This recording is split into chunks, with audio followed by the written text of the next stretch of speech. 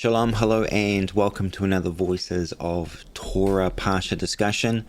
Today we are in Parsha Vayeshev, and he settled, which of course we find in the book of Bereshit.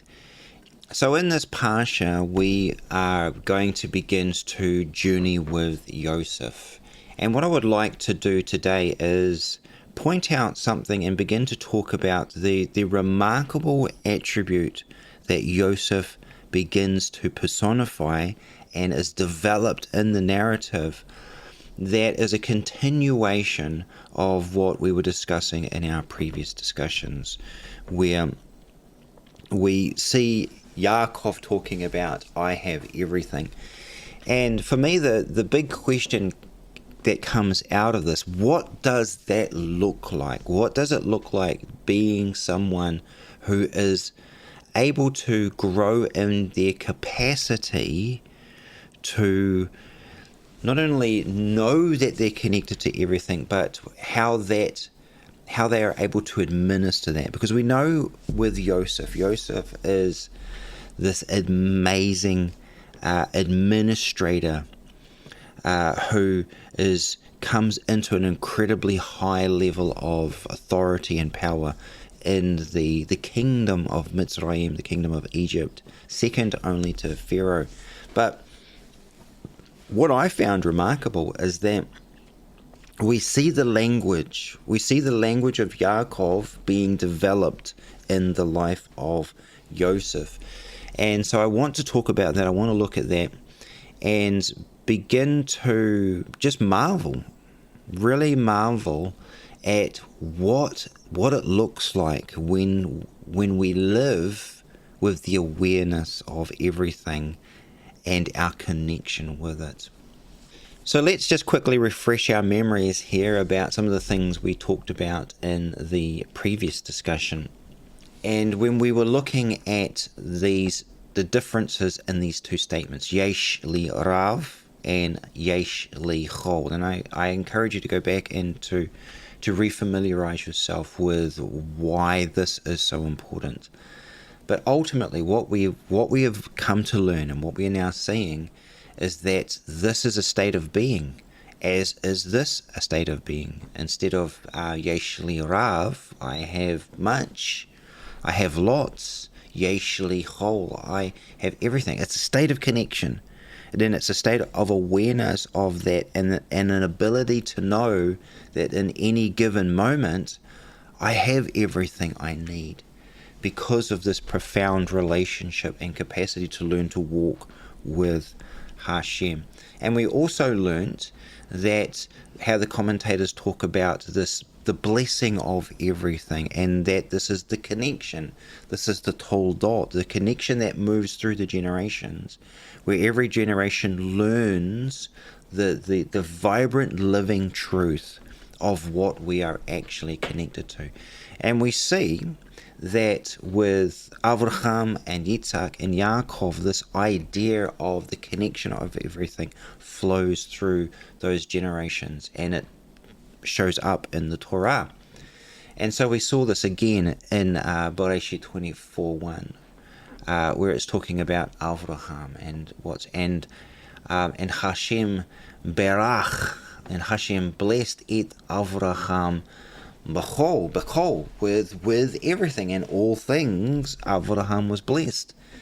This idea of connection, the connection to everything. And then we see this again with Yitzhak, encoded within the narrative of the when he is blessing his sons, he's blessing Esav, it ends up blessing Yaakov. We see here this phrase, Va'ochal mikol, and which says, and I have eaten, I ate of everything. Again, this profound sense of connection. And then of course 33:11 with Yaakov, Yesh li Chol.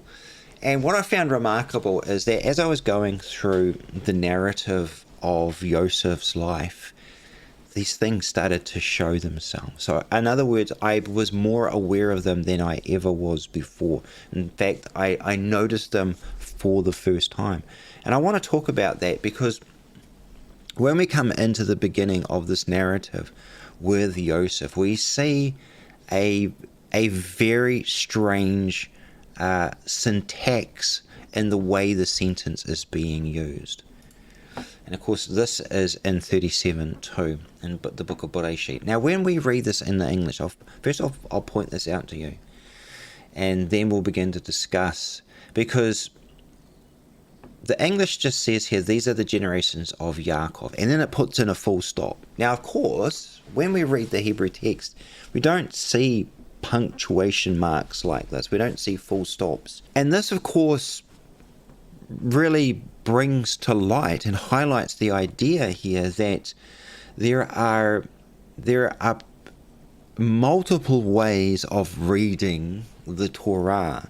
And at first you may say to yourself, well, that doesn't seem right. What do you mean there's multiple ways of reading it? In other words, we can look at the words, we can look at letters, and we can realize that there are many things encoded in the way the Torah is using written script and written language here to bring us into the sound of the incredible depth of meaning that is available to us here. So again, we see a full stop here, and then it goes Yoseph being 17 years old. So there's nothing wrong with that. That's a good way of reading this. And of course, in the Hebrew, here is our words here: Ele, Toldot, Yaakov, Yosef. And so again, this word here, Toldot, is incredibly important to us because, again, we've talked about the different types of ways this word is spelt.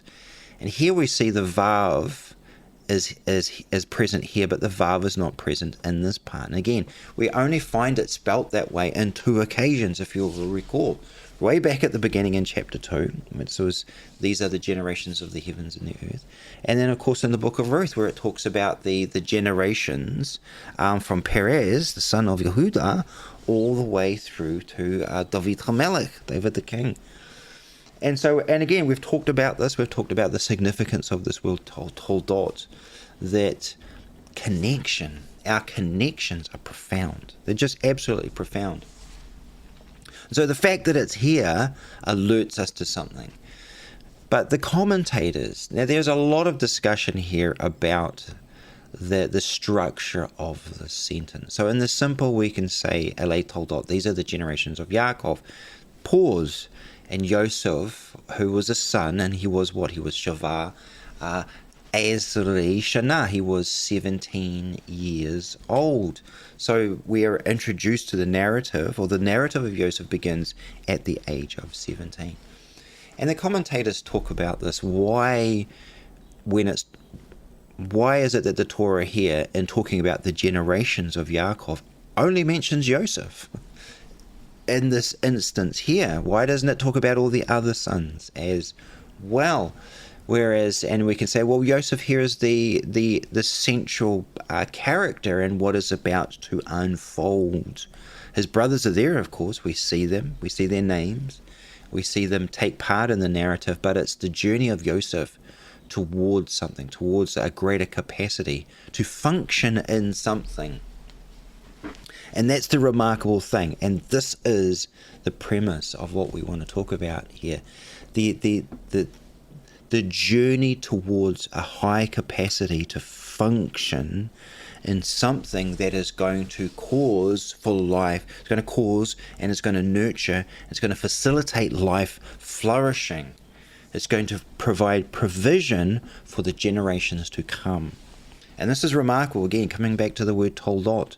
Why is this Vav here and this Vav not? Because what is the emphasis here? It's the emphasis of what is happening in this narrative with Yosef, because of Yaakov, that is going to allow future generations to flourish and be aware of something quite fantastic. Again, Yesh li chol, I have everything. What does that mean? How is this personified in the life of Yosef? How does he learn to grow in a greater capacity to administrate that reality within the natural environment?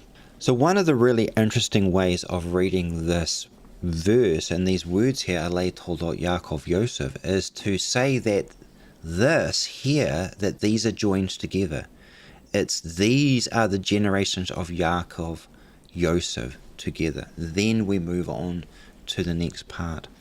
So what we find is that there's a remarkable commentary that the Or HaChaim talks about as well in regards to this statement here, Alei Toldot Yaakov Yosef, and that it's talking about the generations of Yaakov and Yosef, and that there is a profound statement made in the book of Psalms, in book of Tehillim, in Tehillim 77, where it says here that B'nai Yaakov and Yosef, and then Selah here. So it's talking about that it's not just the B'nai Yaakov, but it's the B'nai Yaakov Yosef. So it's the children of Yaakov and Yosef. And when I was reading this commentary in Or HaChaim, there was a remarkable thing that it said. Now again, I want to come back and emphasize this. What is happening in the life of Yosef that is allowing us to see the practical outworking of Toldot in regards to Yesh Lichol, the connection to everything. Because again, Toldot is about connection. It's about our connections in our moment, because we are connected to what has come before, and we are also connected to what is coming because of the way we learn to grow and live and flourish and mature in the responsibility of the awareness of what we are connected to. And again, I have to emphasize this because this is something that is becoming very relevant, very important to me, and that is I need to mature in my awareness of what I am connected to, the good and the bad. What am I connected to? What have I allowed to become connected to?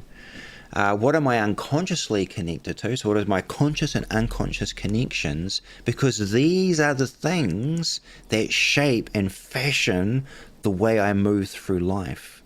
They fashion the language that I use. They influence the development of my language. Therefore, they develop the language of my thought, my speech, and the way I act because of those things. So thought, speech, and action is nurtured and is matured and is developed because of connection. And so Yosef here is going to embody a very profound attribute of that connection, and it's going to come out in the way he does things. And we want to understand this. So the commentators, our sages, are looking to understand why does Tehillim say this? Why does Tehillim say the children of Yaakov and Yosef, B'nai Yaakov Yosef? Why does the Torah use the sentence structure here? Why does it say Alei Toldot Yaakov Yosef? What can we learn from this other than thinking that the sentence stops here and a new sentence begins here talking about Yosef, who is a son at the age of 17? So, again, Or HaChaim makes this statement in regards to these things. So he says this, and this is a direct quote. The sages of blessed memory said, and he's here quoting from the Talmud, Sanhedrin 19, side B, that the reason the verse attributes the children of Yaakov and Yosef is that since Yosef nourished them during the years of hunger and supported them in Egypt, they are identified as his children as well. And so the quote of the sages ends here. And Or HaChaim goes on to say this. This is the very point to which the Torah alludes to here when it says, Alei Toldot Yaakov Yosef, the offspring of Yaakov Yosef. In other words, putting these two together. Meaning, it was through Yosef that all of Yaakov's offspring endured. So here it's setting us up. It's setting up following narrative to say everything that now follows is the development of that, the capacity to endure. And our capacity to endure is sustained, is nurtured, is developed, is matured by what we are connected to. And now we're starting to see the value and the profound importance of Yaakov's statement, Yesh li chol, I have everything. In other words, I am connected to everything.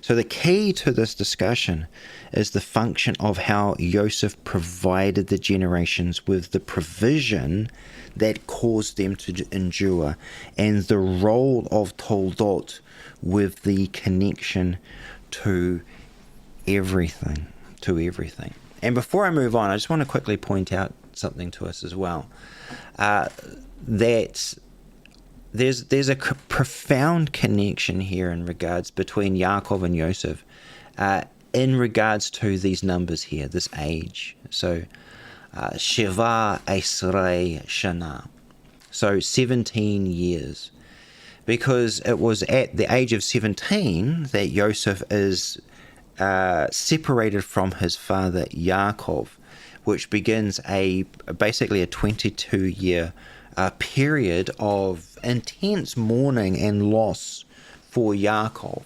But what I found really fascinating, and of course this will be something for a later discussion, God willing, is that when they are reunited, so when Yaakov is reunited with Yosef in the land of Mitzrayim, in the land of Egypt, Yaakov lives for another 17 years.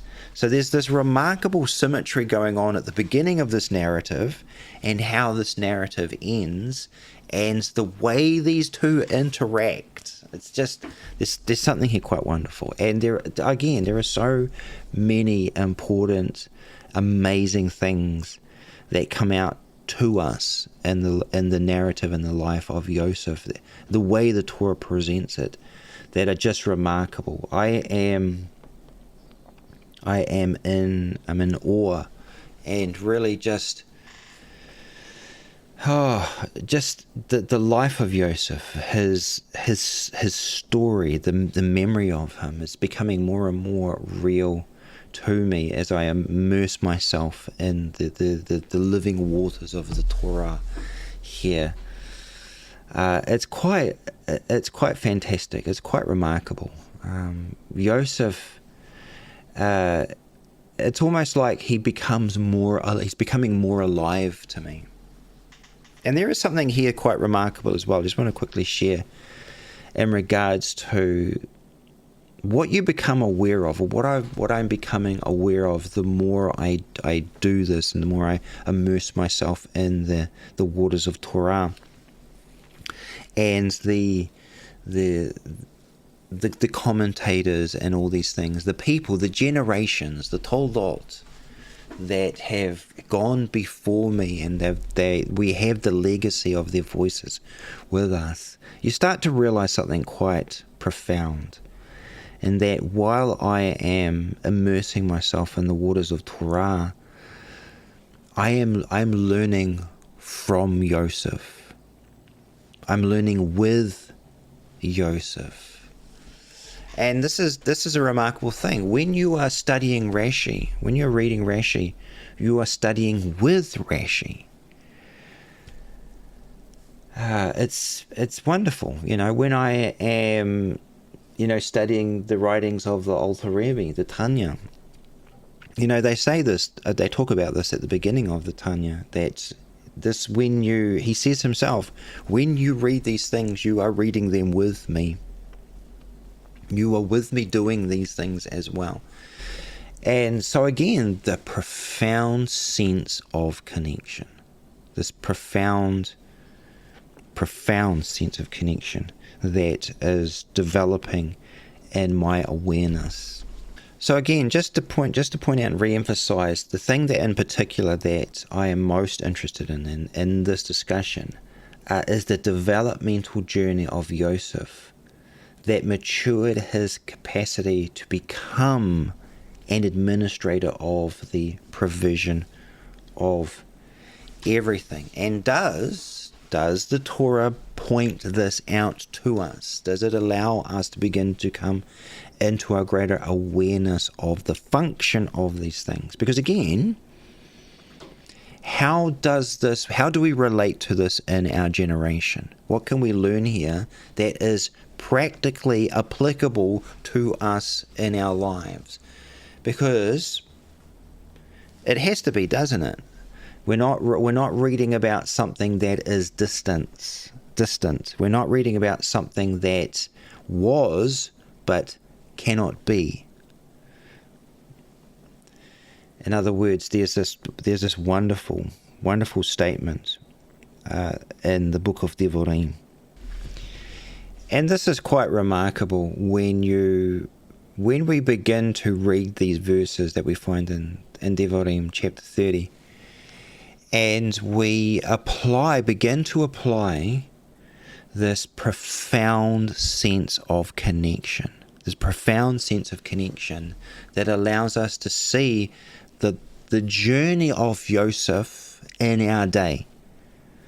We can see the struggles of Yaakov and the journey and the struggles of Yoseph. We can see them, we can internalize those and learn from those, because we can identify with it and believe that we can begin to see the same things manifest in our lives.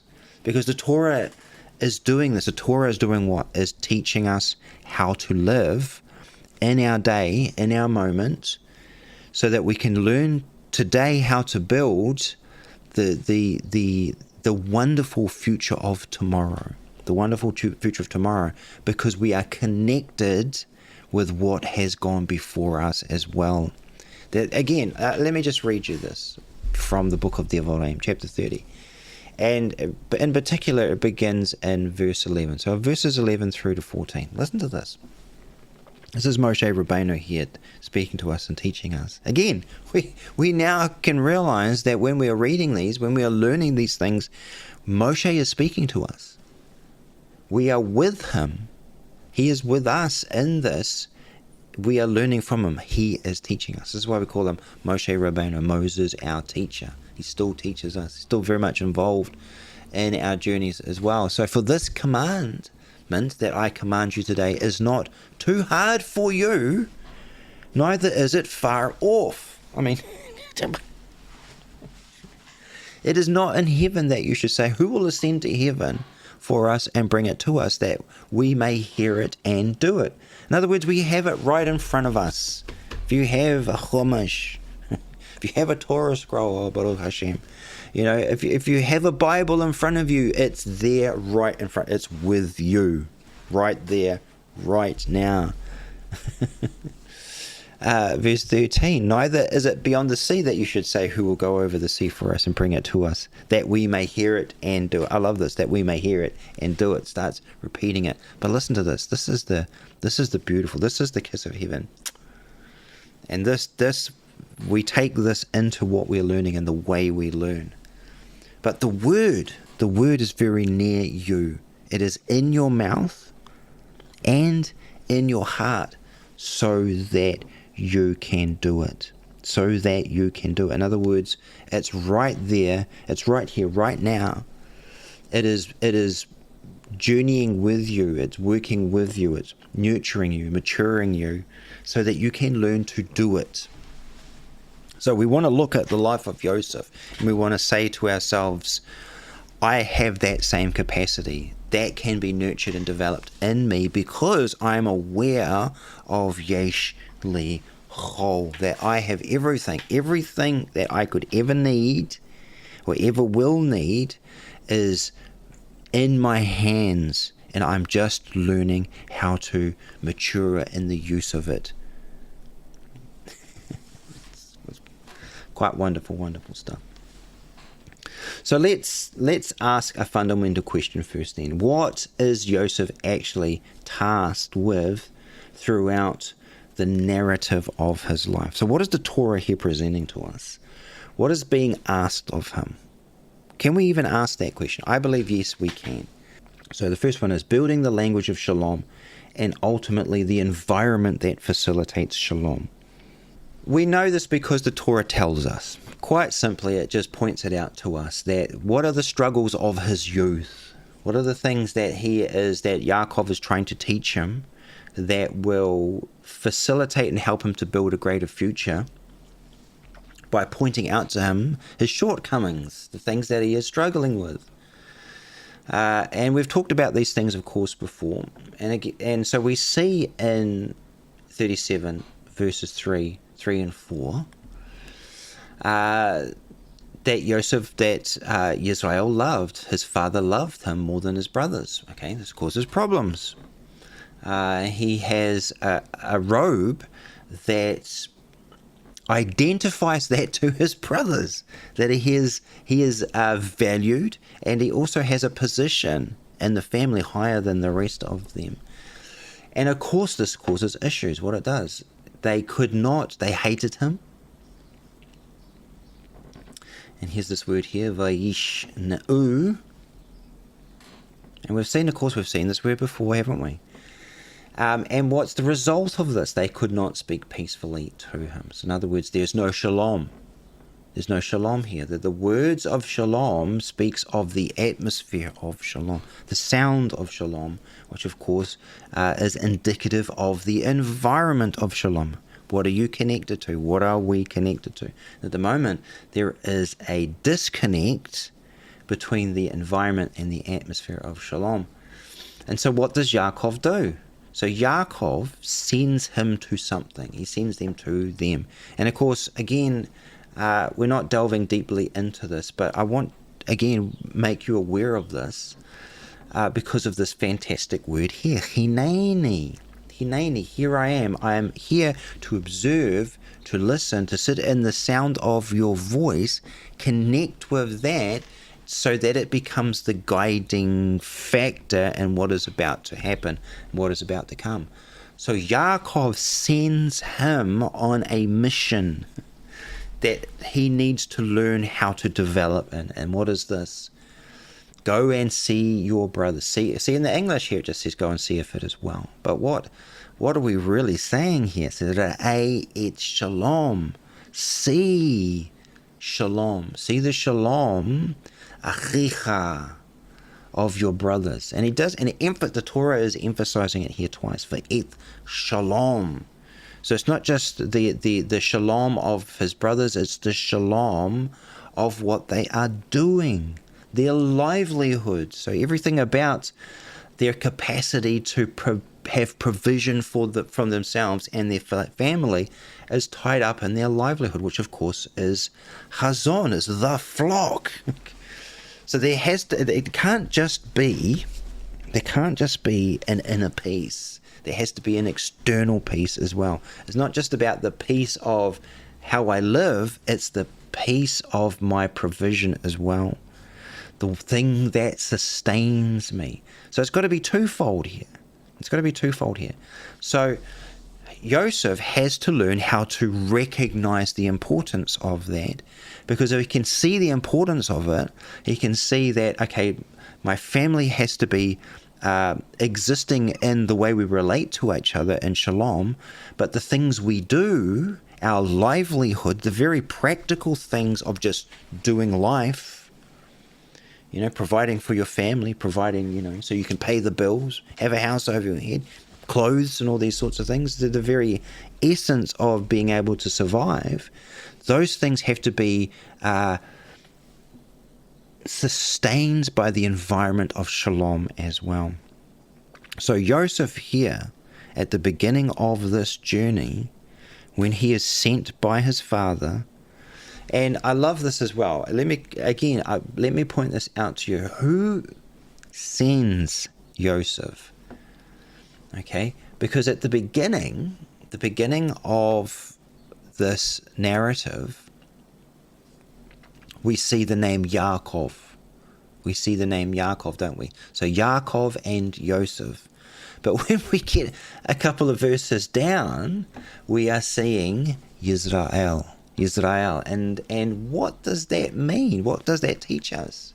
It teaches us a very important thing to observe in the function of what is happening here.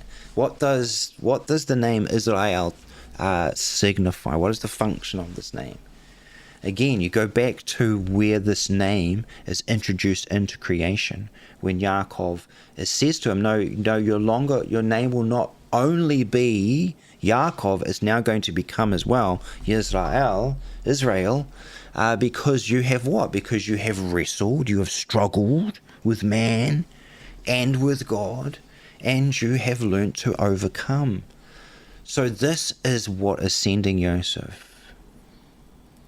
So Yoseph he's being undergirded by the strength of that name as well. So that you're going into an arena of struggle, and that's the reality of it. Life, this is not going to be an easy thing, but the reality of this name will sustain you. It will encourage you. And it's not just that the name itself, because Yaakov embodies this. And Yosef has seen this. We cannot disconnect the narrative of Yosef from the narrative and the being of Yaakov. It's like we can't disconnect Yaakov from Yitzhak and from Abraham and all the way back. Just like we ourselves can't disconnect ourselves from what has come before us, because we see the embodiment of the way life can be lived in them. They live it. That's how we learn to live it. So Yosef has this. For 17 years, he has been a man beside his father within the tent. He's learnt within the tents, like his father before him, like Yaakov, who was a man in tents. He lived in tents, and so he's in the environment of these places, learning the importance of those connections. Just like Esav was developed in the environment of the field. That was the place of his connection. So Yosef has all this. So when he goes when Israel sends him to his brothers to learn how to observe and to see how shalom functions in all these arenas, he is going with the strength of that name. He's going into the struggle, but he's going also into the embodiment of overcoming. It's just so wonderful when we look at it this way, when we look at these people this way. We see the very human function of their lives. We see their humanity, we see their struggles, we see their triumphs. It's just, again, what does it do? It's the living nature of the Torah surrounding us with the reality of how they lived. Oh, it's so good. So we can say that Yosef, this is part of his journey, is to learn the importance of these things here. Because what is he tasked with? He's tasked with providing the environment where the growth of these things can endure. So times are going to be hard, times are going to be difficult. It's not always going to be easy, but yesh lichol, the administration of everything, will sustain and grow this environment because of connection. So this is the first aspect of his life. Now the second one, of course, is the maturity to handle these things. The maturity to handle and administer the flow of everything. The flow of everything. Again, we come back to what it says in Tehillim, in the commentary on this, Tehillim 77, where it talks about the children, the sons of Yaakov and Yosef, because Yosef, they are his children as well, because of he gave them the capacity to endure. So there's an important aspect here, just before I go on to talking about the second point of the administration of everything, which is actually the main topic of what I want to talk about here. This idea here, and they could not. They could not what? Velo, and not yachlu Davro Shalom, and they could not speak. They could not speak peacefully with him. So there's something here that we need to identify, that Yosef also had to identify as well in his journey. And they could not speak. So the absence of the function of shalom prohibits the nurturing of today, which allows the realization of what tomorrow will look like. So go and learn to see it. You've got to learn to see it, because you've got to learn the value of it first. You've got to learn the value of what does that practically look like. What can it look like? What can it look like? And there's an interesting idea as well that I've sort of began to think about, because of course, it's not just the robe of many colors, this wonderful robe that Yosef is given by his father, that causes great contention. It's the Yosef beginning to function in the realm of the significance of dreams and his interpretation of those dreams, or the way he communicates those dreams as well. So I'm going to put this idea out there. Dreams can bear no fruit without the nurturing environment of shalom. Again, because they have to be practical in their value to develop the environment of the family, so the shalom of the family, the shalom of his brothers, and also the shalom of their livelihood, the way they do life. So the second one, the development of everything potential. Development of everything potential. So we want to look at how does the Torah present this idea in the development of Yosef in his life, and more importantly as well, the development of his ability to handle responsibility. Because ultimately, what is he moving towards? Because we know the story, we're able to go through it and read it. We see where it ends up. Where it ends up is his capacity to stand in a position of profound authority, second only to Pharaoh, and out of that provide the means by which not just his family, but the whole nation of Egypt and all the nations around are able to find peace within the struggle, because it's not just peace for the family, but it's peace upon how they can handle their livelihood as well. That doesn't happen overnight, does it? No, it doesn't. It takes many years of learning how to do that, and it's got to start small, doesn't it? You've got to start small. And so we can see this.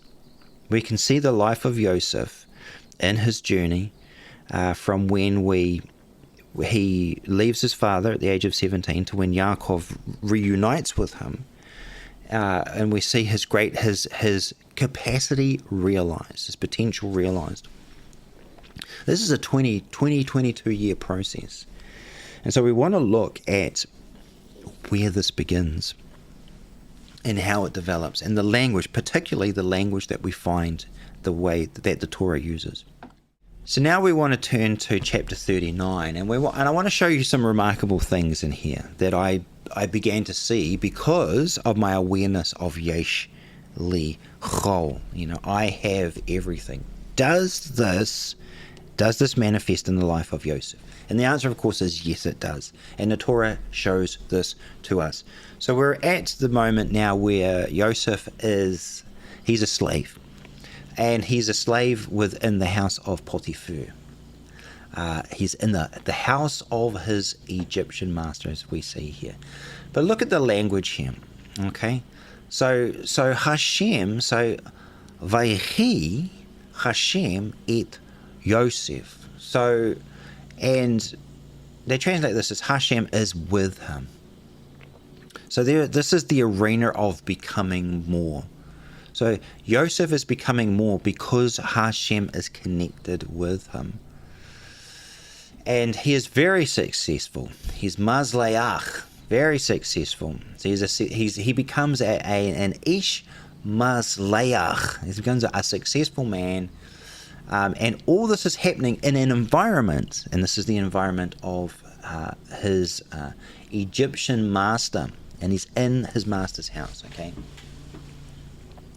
And of course, what happens is that Potiphar starts to see that Hashem is with him, and that in itself is a wonderful thing to talk about. But again, God willing, we'll get to talk about that at a later date.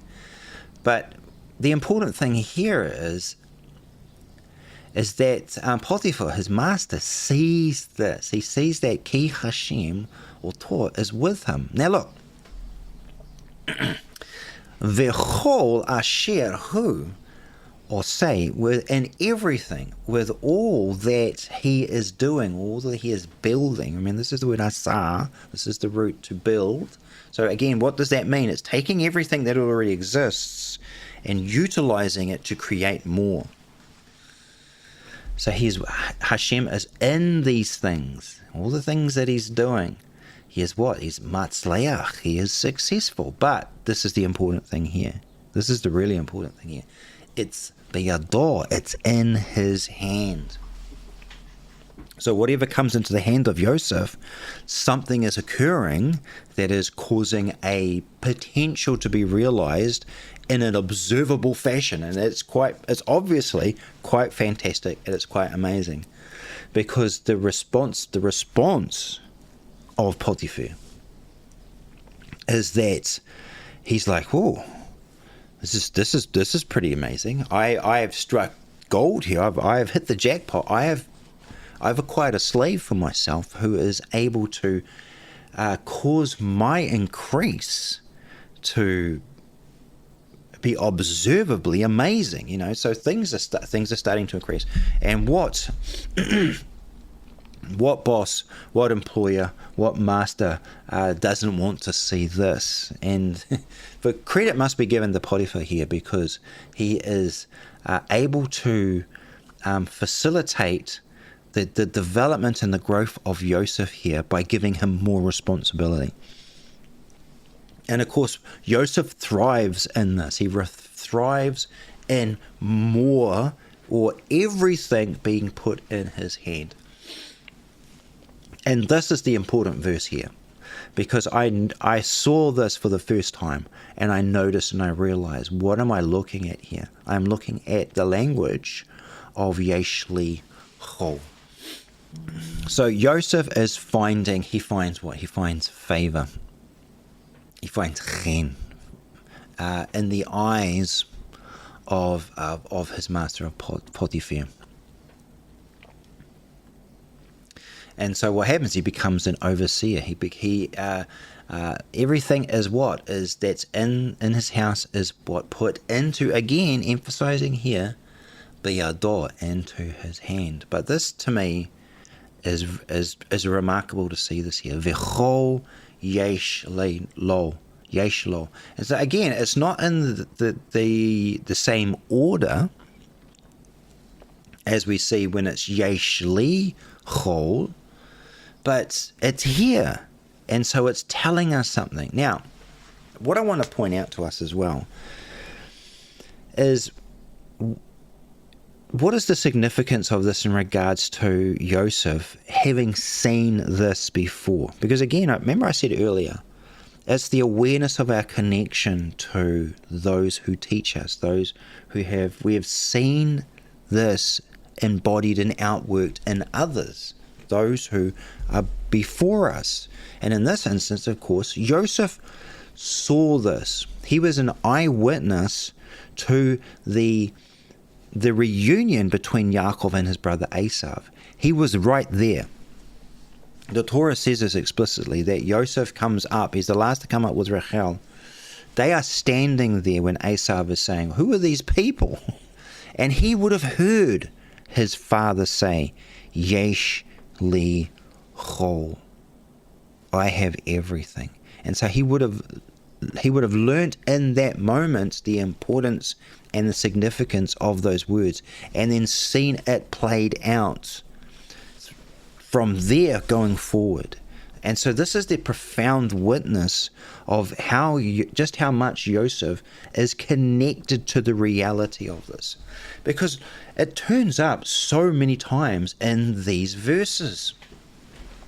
So we now are able to see it. We're now able to see it, and we're now able to learn from it.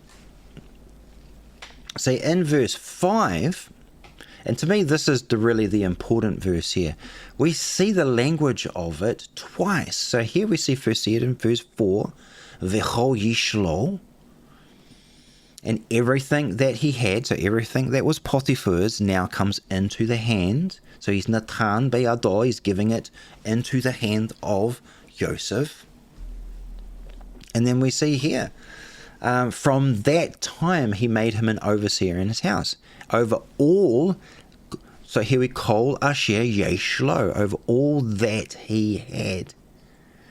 So over everything that he had. Now, again, one of the reasons why I'm pointing out that the presence of the word hand here is because in verse 3 it's translated as hands, but it's not here. It's not here. It's translated as he put him in charge of all. But because if we don't realize the significance of this word here, that it's in his hands, then we miss something really quite important. We're missing the role of that bayad. So it's in the hand of Yosef. So things are growing. Things are starting to, develop quite wonderfully here. And the evidence of it is everywhere. It's evident for everyone to see. So, Kol asher yesh lo, then bechol asher yesh lo. So everything everything is now coming into his hands, and so he left. Yosef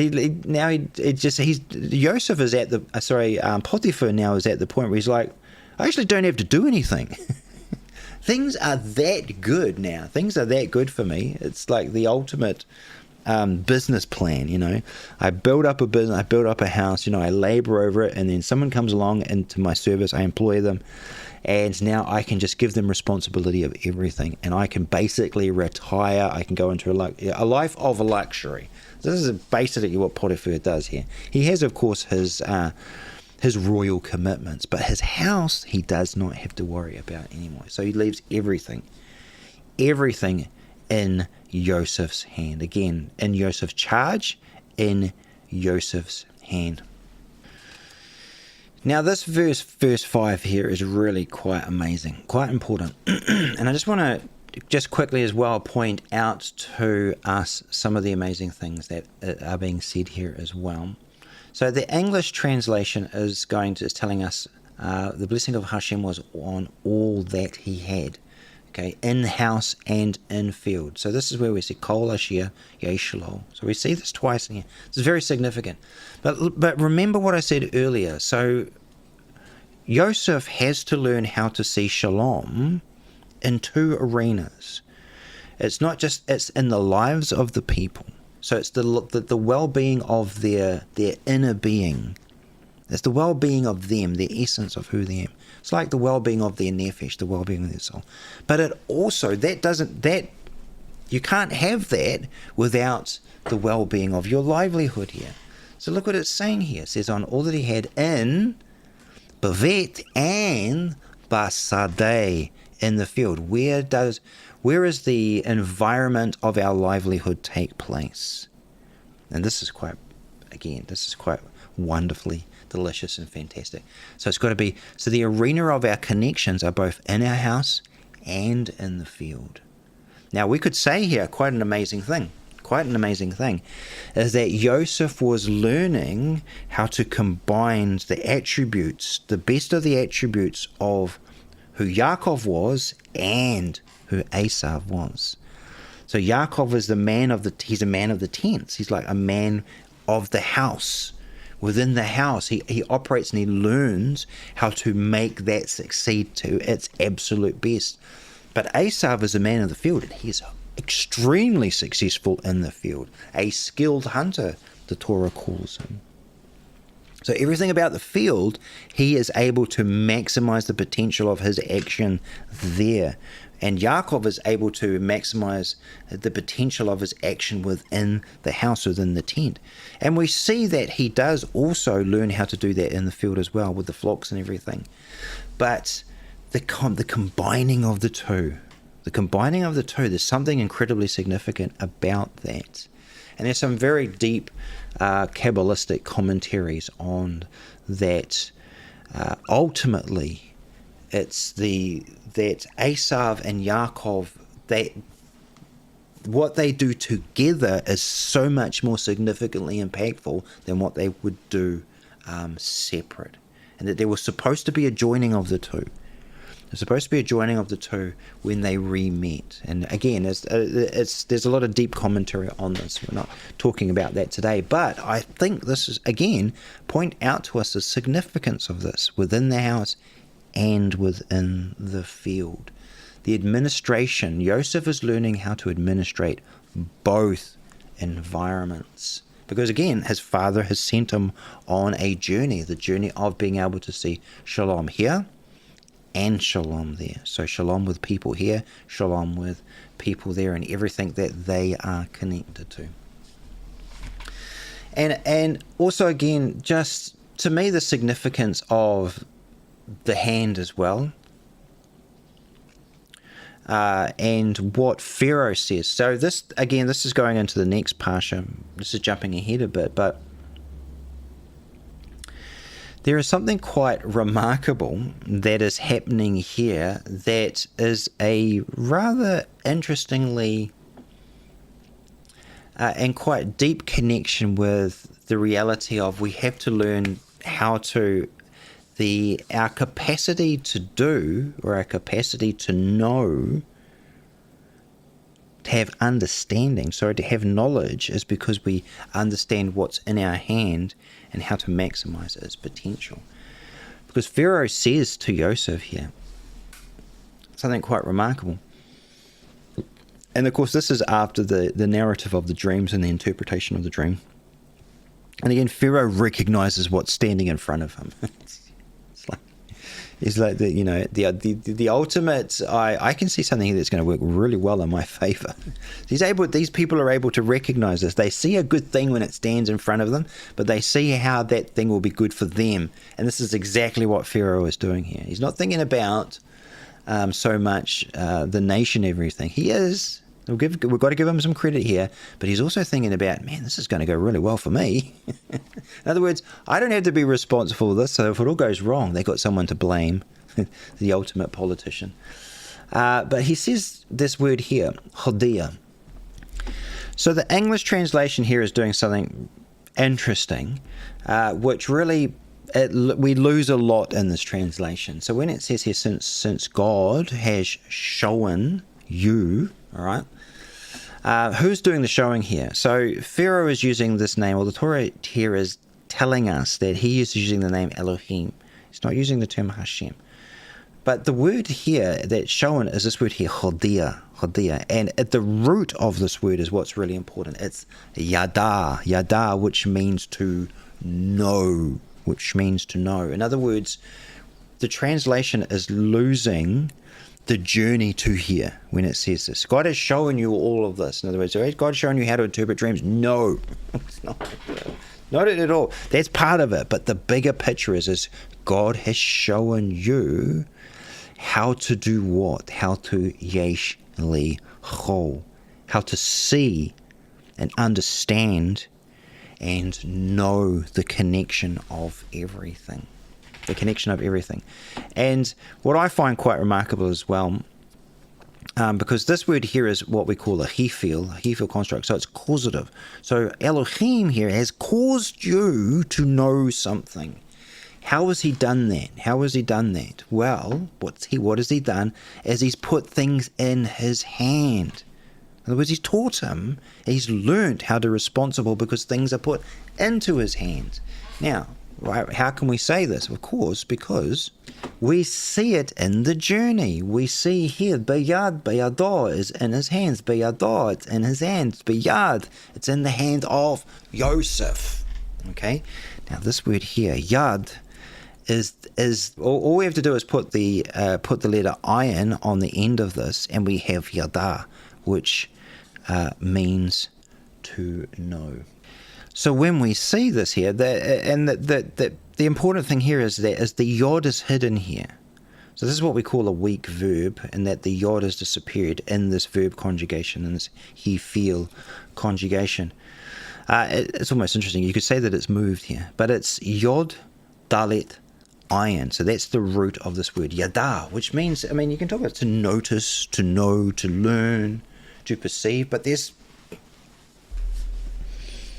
some just profoundly wonderful things going on here with this word. But at the heart of it, how do you learn to know things? How do you learn the importance of connections? Because you observe these things in the hands of people.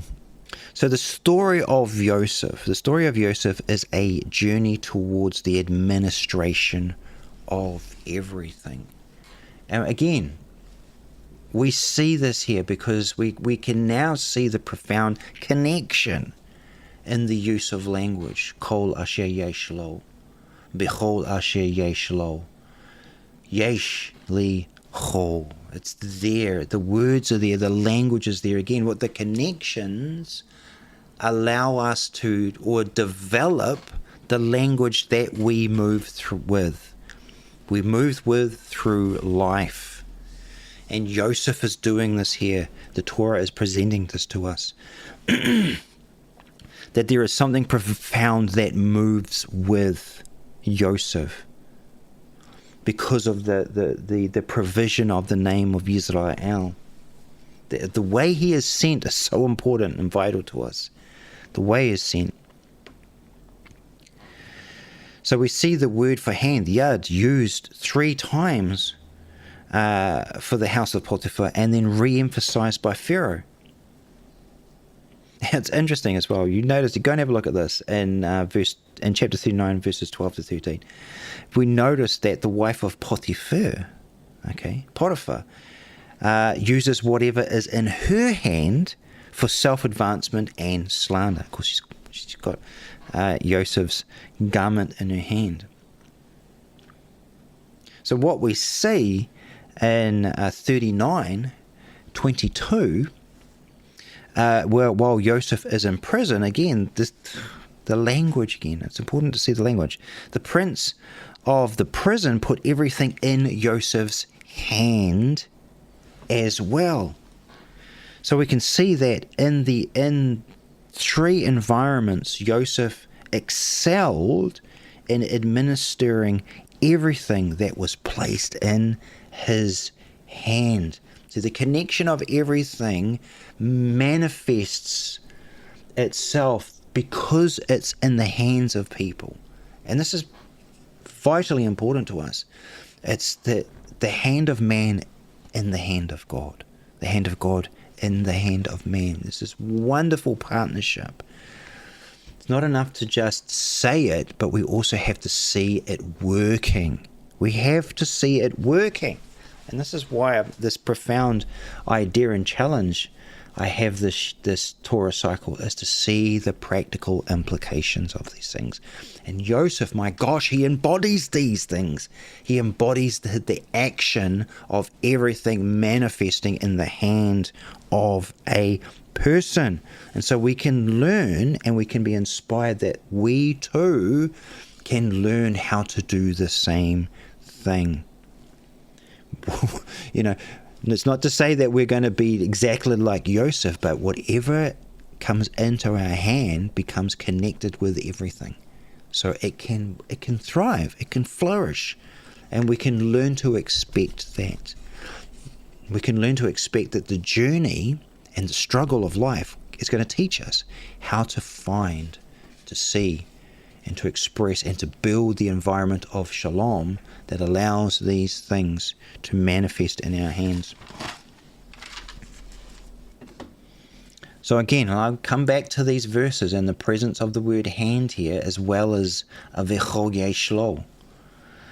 So this is an incredibly important element to the journey of Yosef. So the English translation obscures this, because it is translating hand as charge, as in charge of something. However, what we can see is the process of actually learning to hold these things in your hand. And this is what enables the function of understanding, learning, and wisdom. Again, I got to come back to this, because Yosef, what is Pharaoh doing here? He's identified these things in Yosef.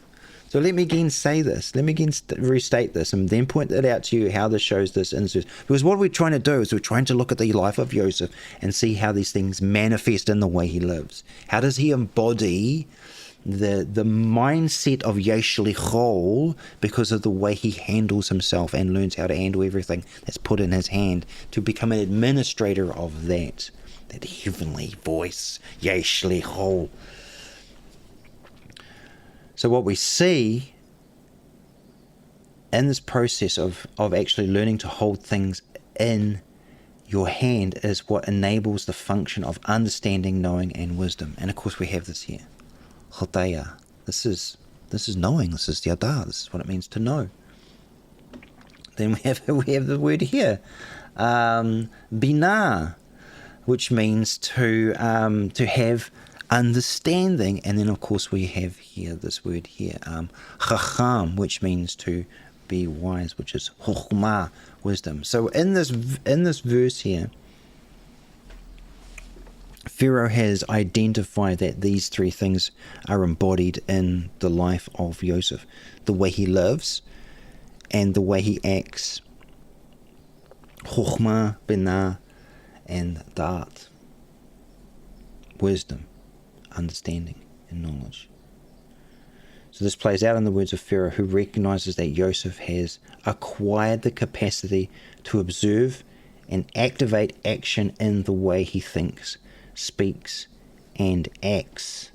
So Yosef has mastered both speech and action because his intellect is yoked to heaven through the connection of toldot.